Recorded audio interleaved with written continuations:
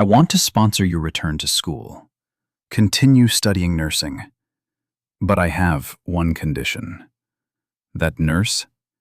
After graduating, you must agree to take care of me for the rest of my life. Do you agree? Brooklyn, 5 p.m. Raining. The streets are blurry through the thick layer of rain on the glass. Drops of water fall onto the sidewalk, glowing with the lights, the honking horns of cars slicing through the damp air. Autumn Rain lowers her head, clutching her delivery bag tightly, stepping quickly to catch the last ride of the day. She's soaked to the skin, her cheap coat not thick enough to fend off the early chill. Her headphones slip off and her phone vibrates wildly in her bag. Her mother is calling again, likely something about her father, but she can't stop. As she crosses the crosswalk, a taxi slams to a stop right by her feet. She quickly steps aside, colliding hard with a man just getting onto the curb. "Don't you have eyes?" His voice, cold as steel. The food box falls to the ground, scattering. The man's left arm jerks back, his brow furrowing as he hugs his elbow. Autumn staggers back, breath quickening from the surprise. "You should watch where you're going. Who walks while glued to their phone?" she argues, her eyes showing clear dissatisfaction. The man is tall, dressed in a black suit, white shirt, so clean it's maddening. His gray eyes, straight nose, and tight-lipped expression exude an air of perfection. His expensive watch flies off his wrist, lying uselessly in the puddle. The two stand there, in those few short seconds, tense. No one backs down. "You've hurt my hand. If it's serious, I could file a lawsuit for injury." Autumn clenches her fists. She wants to argue back, but then her gaze stops on the watch, the leather shoes, and his uncompromising expression. She thinks about the hospital bill from this morning. Her father hasn't had surgery yet, and there's only $42 left in her bag. She swallows, holding back her anger. "I'm sorry." She bows her head, speaking softly. The man watches her for a long moment, as though surprised by how quickly she changed her tone. "Are you apologizing because you're afraid I'll sue you?" he asks, his voice a mix of challenge and sarcasm. Autumn bites her lip. She doesn't answer. She just bends down to pick up the broken plastic pieces, her hands trembling from the cold. The man pauses for a second. Something in her eyes catches him off guard. Pride held in check, and a sense of self-worth that hasn't yet yielded. He slips his hands into his pockets and slowly speaks. "If you really want to make up for this, tomorrow night, come to this address. Work for me. No pay. 1 week. Consider it in exchange for my kindness today." Autumn looks up, her eyes wide. "What did you say?" "You heard me. Either agree or I'll call my lawyer. I have security footage from the building over there." He gestures to a glass tower behind him. Autumn stays silent. The rain keeps falling. Her face is icy cold, but her heart is burning, with anger, shame, and helplessness. She stares at him, not a word, then nods.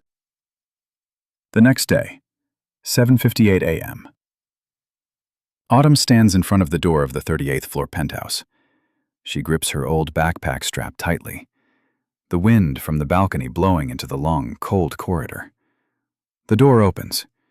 The man from yesterday appears, this time not in a suit, but in a gray t-shirt, his hair damp from a shower, his eyes still devoid of any friendliness. "Come in. You have 5 minutes to get familiar with the apartment, and another 5 minutes to start." Autumn steps inside. The wooden floor gleams, the white sofa as snow, everything so clean it feels like even breathing too heavily could dirty the space. She takes off her shoes, walking barefoot on the floor, feeling like she doesn't belong here. The third day working at Nathaniel's apartment. Autumn knelt down, cleaning the kitchen floor with a cotton cloth, expensive, thick, and highly absorbent. Her hands, calloused from delivery work, now had to learn how to treat each stain as if performing a surgery. No trace could be left behind. She had gotten used to Nathaniel's commands. Don't enter the study. Don't open the liquor cabinet. Don't cook anything with a strong smell. Don't ask questions unless I ask first.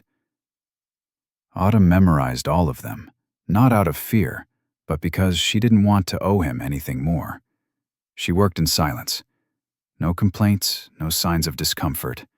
But still, she took care of Nathaniel in her own way. A hot cup of tea on the desk when the weather suddenly turned cold. A clean towel ready on the sofa. A box of bland food. Just the way someone who doesn't eat spicy food would prefer. Nathaniel never said a word, but he noticed, and he remembered. Her quiet actions made him think of his mother, the last woman who ever cared for him with a tenderness that needed no words. It had been a long time since anyone had taken care of him like that. That night, 10:27 p.m., Autumn was folding towels in the bathroom when she heard a faint sound from the living room. She stepped out and looked around. Everything seemed normal. The light in the study was still on, but the door was ajar. Something inside her told her something was wrong. Then a loud crash echoed. She jumped, rushing towards the sound. The door to the room flew open. Nathaniel was lying motionless on the floor, his face pale, sweat pouring from him as if he had taken a bath, his lips tight, his hand clutching his left chest. "Oh my God," she gasped, hurriedly kneeling beside him. Autumn immediately pressed 2 fingers against his neck. His heartbeat was slow, his breathing weak and intermittent. Without thinking, she called for an ambulance, then turned him onto his side to keep his airway clear. Her hands trembled from worry, but her eyes remained sharp, the instincts of a nursing student, unfinished, but now rising strong. "Can you hear me, Nathaniel?" She softly shook him, her voice wavering with fear. Upper East Side Hospital, 1:02 a.m. Autumn sat curled up in a chair in the waiting room, still wearing her old sweater that had dust on it. She gripped the edge of her jacket pocket, where her father's unpaid hospital bill still lay. The doctor came out, his voice calm. "He has a gastric hemorrhage. Thankfully, he was brought in time. He'll wake up in a few hours." Autumn nodded, but she didn't leave. She quietly entered the patient room and sat beside the bed. Nathaniel lay still under the soft yellow light, his pale skin showing signs of exhaustion. In his delirium, he murmured brokenly, Mom, don't leave me." No longer the cold boss with a steel gaze. Now, he was like a child abandoned, struggling in the nightmare of his childhood. Autumn looked at his hand, the hand that had signed million-dollar contracts, criticized, ordered, and controlled, now limp in the air. She slowly reached out and took his hand, not out of responsibility, not out of fear of being blamed, but because she understood the feeling of someone so desperately lonely. Early the next morning, Nathaniel slowly opened his eyes. The early light filtered through the curtains, blurry like a dream. He felt a warm hand holding his. Looking down, he saw Autumn, her head resting against the bed's edge, breathing lightly, her small hand still holding his tightly. He turned his face away, his voice hoarse from exhaustion. "You are still here?" Autumn opened her eyes and looked up, the corners of her mouth curling slightly into a smile. Not too gentle, but very real, with a hint of sarcasm. "If I left, who would sign your discharge papers? You can't take care of yourself, and I am the only one free enough to do it." Nathaniel stared at her for a long time. For the first time, that gaze was no longer probing, no longer sharp, no longer guarded. 3 days after being discharged from the hospital, Nathaniel returned to the apartment, looking the same as before, his white shirt impeccably pressed, black tie neatly in place, every step exuding confidence. However, Autumn noticed something different. With each step, there was a clear slowing down, and his eyes no longer held the self-satisfied gleam they once had. The apartment was as perfect as when he left, everything spotless. Autumn still showed up on time and did everything as promised. But the atmosphere between them had changed. It was no longer the distance between a boss and his maid, but two people who had seen each other at their most vulnerable. One evening, 7:13 p.m., Nathaniel sat by the window, a glass of whiskey untouched. Autumn walked in, gently placing the meal tray on the table. Oatmeal, steamed vegetables, and unsweetened apple juice. "You still have medication to take. And you shouldn't drink alcohol right now," she said softly. Not commanding, just a reminder. Nathaniel looked at her, then moved the glass of whiskey aside. "How long have you been studying nursing?" he suddenly asked. Autumn was taken aback. This was the first time he asked about her. "Almost 2 years," she answered briefly. "And then what?" "My father has heart disease. My mother couldn't afford the bills, so I dropped out of school and started working." "And became a delivery expert?" Nathaniel asked, half joking, half serious. "No," she smiled, her eyes direct. "I became good at enduring." Nathaniel chuckled softly, a laugh that wasn't forced or sarcastic, but something akin to gratitude, though it passed quickly. The next day, it rained, and it was also the last day of Autumn's contract. Autumn was rearranging books on the shelf when she suddenly noticed a jammed drawer. When she pulled it open, an old photo album fell out. In the photos, a young boy, about 5 years old, dark brown hair, gray eyes exactly like Nathaniel's, was holding his young mother tightly, with a middle-aged man beside them. "Don't touch those," Nathaniel's voice came from behind. Not harsh, but full of caution. Autumn turned around, gently setting the album down. "Sorry, I didn't mean to." He didn't speak for a few seconds, then suddenly spoke as if he had made a decision in his mind. "My parents used to fight a lot over money. My mom left when I was 5. After that, my father just buried himself in work. I grew up in loneliness." Autumn fell silent, her heart tightening as she heard his words. Nathaniel's voice didn't tremble, but she knew that calmness was merely a shield to hide a wound that would never heal. "What about you?" he asked, his gaze softening. "Was your family happy?" She smiled faintly, but it was a shallow smile. "Yes, but we were poor. Enough to know that hot water was a luxury, and we had to share one pill to survive the week." A silence passed. No one spoke. "You probably think I'm a selfish rich man, don't you?" Nathaniel said, not looking at her. "No," Autumn replied, gently shaking her head. "You think I'm someone who learned how to survive before learning how to live." Nathaniel stared at her for a long time, as if he was looking into a part of himself he had never truly acknowledged before.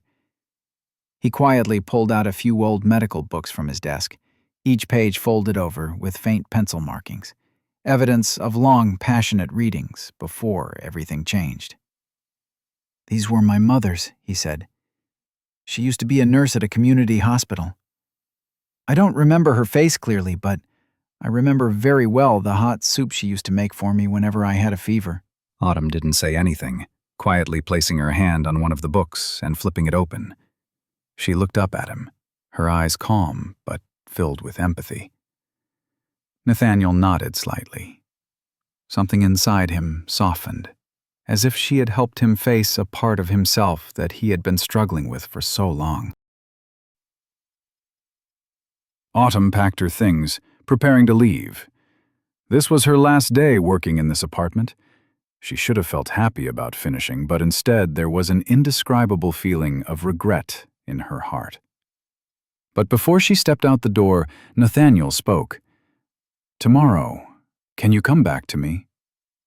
I am still not well, and I need you to take care of me." Autumn didn't turn around, but a gentle smile appeared on her lips. For the first time, it wasn't because of money, it wasn't because of duty, but because she wanted to come back. The next day, 9:15 a.m. Autumn stood facing the door to Nathaniel's apartment, holding her handbag gently, but inside she felt like a storm was brewing. She didn't know how to face him after the invitations, the revelations he had shared the night before, and especially that tender look, completely different from the hard man she had known. The door opened. Nathaniel was standing there, but this time not in a serious suit, but in a simple white shirt, his hands in his pockets, his hair still messy, and his face looking a bit tired and downcast. "Come in," he gestured for her, his voice no longer as cold as before. Autumn stepped over the threshold, her eyes scanning the room. Everything was as tidy as usual, but there seemed to be something in the air that made the space feel heavier. A thick silence, as if not just the air, but their moods had stopped in these moments. A little while later in the kitchen, Autumn was preparing breakfast, simple and easy to digest dishes. Nathaniel sat opposite, quietly observing each of her movements, not saying a word. She could feel his attention on her, even though he didn't speak. "You think that I just need to be taken care of?" he suddenly asked, breaking the silence between them. Autumn paused, not turning around, continuing to chop vegetables, but she felt the tension in the air. "I think that," she said, her voice slightly hesitant but very sincere. "Everyone needs someone by their side, Nathaniel, no matter how strong they are. Sometimes a person still needs a support." Nathaniel took a deep breath, his shoulders tense. A brief silence passed, then his voice dropped, no longer sharp like before, but softer, more sincere. "You know, I've gotten used to facing everything on my own. I built this empire from when I was young, didn't need anyone's help. I believed in the power of money, thinking it would bring everything. And I've lived in loneliness. Until you came, and I realized what it feels like to be loved, to be cared for. Honestly, it's so much happiness."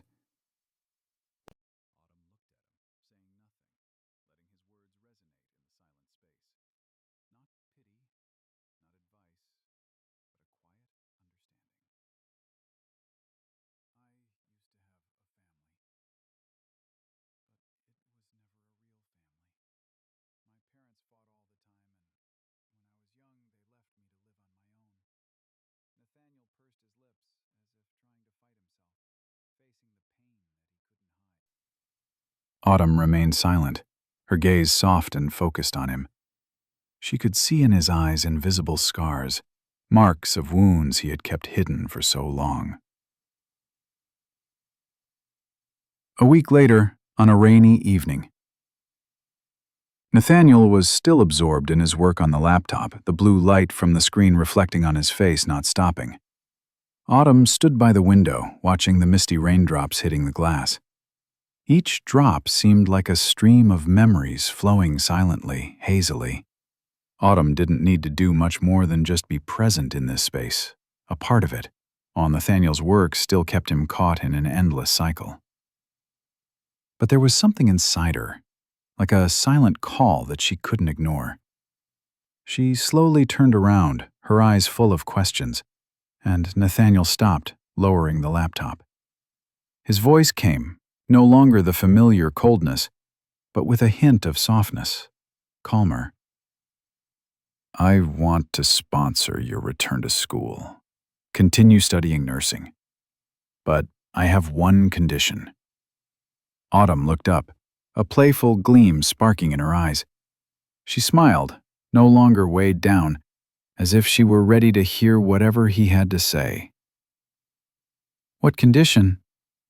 Nathaniel hesitated for a moment, his gaze never leaving the hands gently caressing the teacup on the table, as if contemplating a major turning point in his life.